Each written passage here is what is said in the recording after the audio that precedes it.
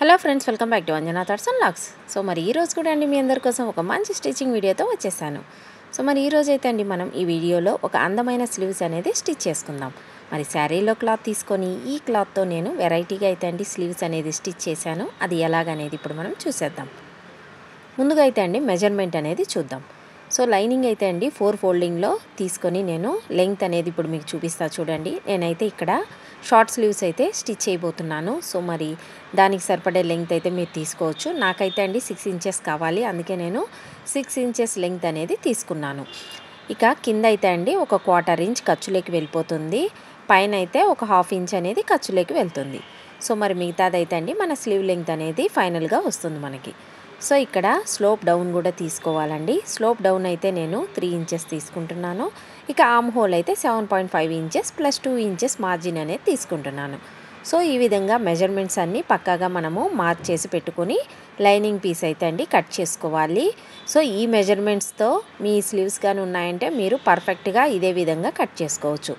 లేదంటే మీ మెజర్మెంట్స్ ప్రకారం మీరు మెజర్ చేసుకొని మార్కింగ్ చేసుకొని కట్ చేసుకోవచ్చు అండి. సో మరి స్లీవ్ ఇప్పుడైతే మనం కట్ చేసేస్తున్నాం కదా, ఇక దాని తర్వాత మనము డిజైనర్ స్లీవ్గా ఏ విధంగా మారుస్తామనేది ఇప్పుడు మనం చూద్దాము. సో ముందుగా అయితే అండి ఈ స్లీవ్ అనేది షేప్ అనేది డ్రా చేసుకోవాలి కదా. డౌన్ అనేది డ్రా చేసా కదండి లైన్, అక్కడికి మనము 7.5 ఎక్కడుందో అక్కడికి మనం మార్క్ చేసుకొని ఈ స్లీవ్ షేప్ అనేది మనము 2 ఇంచెస్ దగ్గర నుంచి ఈ విధంగా కర్వ్ షేప్లో అయితే డ్రా చేసుకోవాలి. సో ఇక లైనింగ్ అయితే మనం కట్ చేసి పెట్టుకున్నాం కదండి, ఇదే మెజర్మెంట్ ప్రకారం మనము మెయిన్ ఫ్యాబ్రిక్ కూడా కట్ చేసుకోవాలి. ఇక మనకి కానీ సరిపోకపోతే సైడ్లో అయితే అండి మనం తర్వాత క్లాత్ అనేది యాడ్ చేసుకోవచ్చు. ముందుగా అయితే ఫ్యాబ్రిక్ని ఈ విధంగా కట్ చేసి పెట్టుకోవాలి. ఇక తర్వాత అండి ఈ చిన్న స్లీవ్ని మనము ఏ విధంగా డిజైన్ స్లీవ్గా మారుద్దాం అనేది ఇప్పుడు మనం చూద్దాము. నేనైతే అండి శారీలో ఉంచి క్రాస్గా ఉన్న పీస్ అయితే కట్ చేసేసుకున్నాను. సో ఆ పీస్ ఇక్కడ కాంట్రాస్ట్గా వేస్తే బాగుంటుందని చెప్పి నేను ఈ విధంగా అయితే కుడుతున్నాను. ఇక దానికోసం అయితే అండి పైన నుంచి అయితే మనం 1 ఇంచ్కి మార్క్ చేసుకోవాలి. ఇక కింద నుంచి అయితే అండి 1/2 ఇంచ్కి మార్క్ చేసుకోవాలి. ఈ విధంగా మార్క్ చేసుకున్నామంటే టోటల్ ఇది 4 ఇంచెస్ అయితే ఉందండి. సో 4 ఇంచెస్కి మనం సెంటర్ పాయింట్ అనేది మార్క్ చేసుకుందాం. ఇక మార్క్ చేశాక ఇక్కడైతే అండి నేను సెంటర్లో లీఫ్ షేప్ అనేది డ్రా చేయబోతున్నాను. సో ఈ లీఫ్ షేప్ అనేది మనము ఇక్కడ కట్ చేసి మనం కుట్టబోతున్నామండి. కీ హోల్ లాగా మనకి ఇక్కడ ఈ షేప్ అనేది వచ్చేస్తుంది. సెంటర్లో ఉన్న క్లాత్ని అయితే మనం తీసేయబోతున్నాం. సో ముందుగా ఈ విధంగా మార్క్ చేసుకున్నాక ఈ పీస్ అనేది మనం మెయిన్ ఫ్యాబ్రిక్ మీద పెట్టుకోవాలండి. సో మరి right side of main fabric మీద ఈ లైనింగ్ అనేది పెట్టేసి మనము ఈ షేప్ ఏ విధంగా అయితే డ్రా చేసుకున్నామో ఇక ఇంకొక వైపు కూడా అదే విధంగా మనకి మార్కింగ్ అనేది వచ్చేలాగా పెట్టుకొని ఈ లీఫ్ షేప్ అనేది డ్రా చేసుకోవాలి. ఇప్పుడు మనము ఇది కుట్టడం కోసం అండి మెయిన్ ఫ్యాబ్రిక్ మీద ఈ లైనింగ్ పీస్ అనేది పెట్టుకొని ఆ షేప్ చాక్తో మనం డ్రా చేసుకున్నాం కదా, సేమ్ దాని మీదే మనం కుట్టుకోవాలి. సో మొత్తము ఒకసారి రౌండ్గా కుట్టాక ఖర్చు వదిలేసి మనము సెంటర్లో ఉన్న క్లాత్ అంతా కట్ చేసుకోవాలి. ఇక ఇప్పుడు సెంటర్లో ఈ విధంగా కుట్టాక కట్ చేశాక మనము రివర్స్ చేసుకున్నామంటే మనకి ఈ కీ హోల్ అనేది మనకి రెడీ అయిపోతుంది. మరి కింద అయితే మనం మళ్ళీ కుట్టాలి కదండి, దానికోసం అయితే అండి నేను క్రాస్ పీస్ ఏం వేయకుండా నేనేం చేస్తున్నానంటే ముందైతే ఈ విధంగా సెంటర్లో ఉన్న పార్ట్ని మనము నీట్గా కట్ చేసుకొని రెడీ చేసుకుందామండి.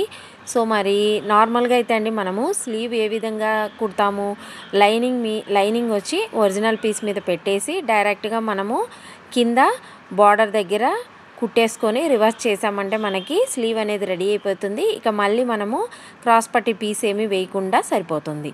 సో మరి ఇటువంటి సెంటర్లో కీ హోల్ ఉన్నప్పుడు మనం ఈ విధంగా రివర్స్ చేసామంటే కింద అయితే కుట్టకుండా ఉంటుంది కదండి.